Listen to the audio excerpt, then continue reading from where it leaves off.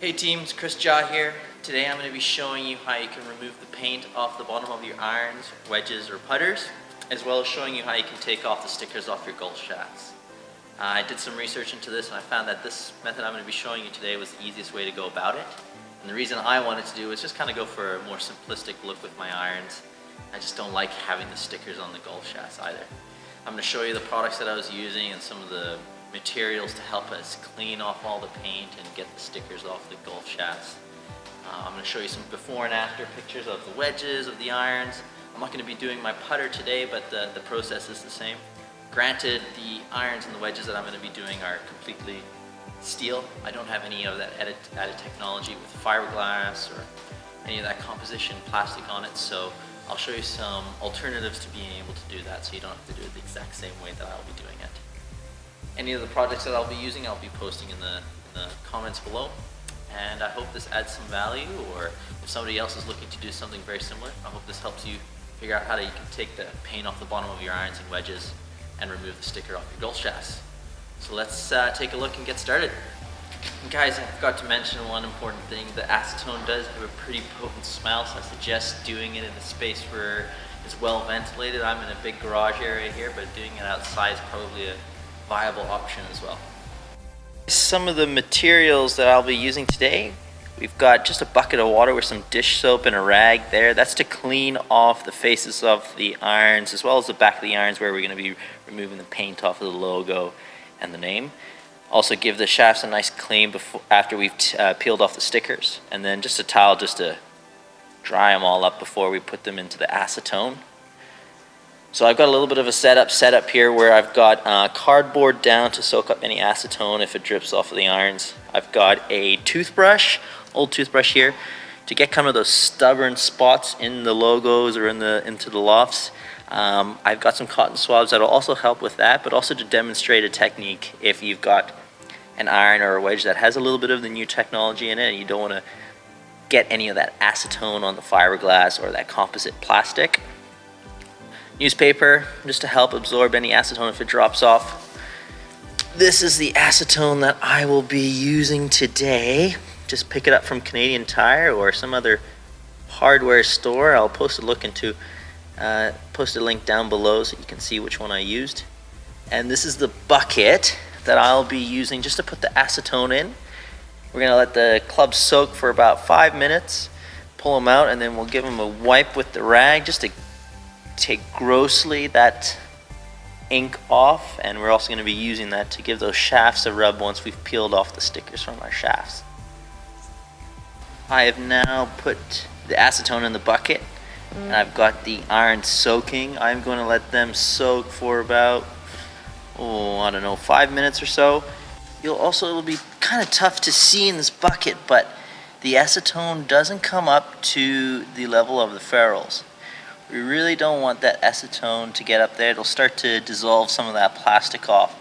So make sure if you're using a bucket and dumping the acetone in and letting your club soak, it doesn't come up to the neck of the iron. What I've found the most effective is using this toothbrush, giving it a wipe in between the logo and the writing there, getting that paint out. You can see that it made quite a big difference there. What I might do is probably dump this in there once or twice just to rinse it off, just get some more acetone into the deeper lettering there. And it'll just take a couple times. For some of you that have technology in your irons and you don't want to do a broad soaking in the bath or use a toothbrush, you can get a little cotton swab, dip it in the acetone. And it's not as it's not as quick, but you dig around through there,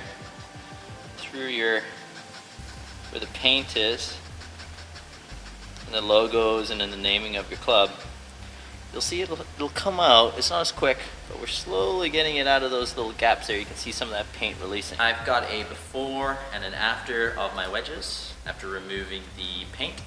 I'll just come up to the camera here and show you what these guys look like before. We have some paint in the mirror and the emblem here, as well as our loft and over the forged. And after we've done this process, this is what these guys are going to look like. No paint through there, nice and simple look. You can see on the loft down there, that 57, we've also had that paint removed. Here are my irons. I'm going to show you before as well as an after. If I bring these guys up nice and close, you'll see that we've got some paint there through the Mura and the logo over the forge, and on the 6 on the back there, we've got some paint through there after doing this process. And I'm nice and clean, nothing over there, no paint through the Mura or the logo. And you'll see on the number 8 as well, we've had that paint removed. I just wanted to show you one of the stickers on the shaft that I'm trying to remove today. I'm just gonna bring it up to the camera for you. You can see that Project X sticker there. These guys can be a bit of a bugger, they're pretty stubborn. Take a little bit of time to hack away at those to peel them off.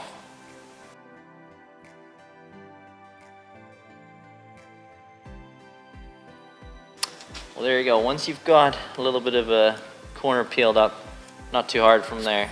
Oops. Generally, they're not that hard from there. So for some of those stickers that are a little bit more stubborn on the shaft, I ended up going with a screwdriver and just peeling up those stubborn edges until I was able to get the whole thing, and then comes off a little bit easier from there. For removing that glue off of the shaft here, I don't know if you guys can see it in the camera, I've just got a little bit of a towel dipped in some acetone. I'm just going to give it a quick wipe up and down, dry it off. You'll still see that there's just a tiny bit left there, so I'll just give it another quick wipe. Just keep rubbing until you feel that there's no glue sticking to the rag. Dry it off again. You want to be careful you're not taking any of that acetone up into the grip or down into the ferrule. Thanks for taking the time today, team, to watch our video. We're going to have some future videos for you that hopefully add value to you and to your golf game. Thanks for stopping by. Cheers.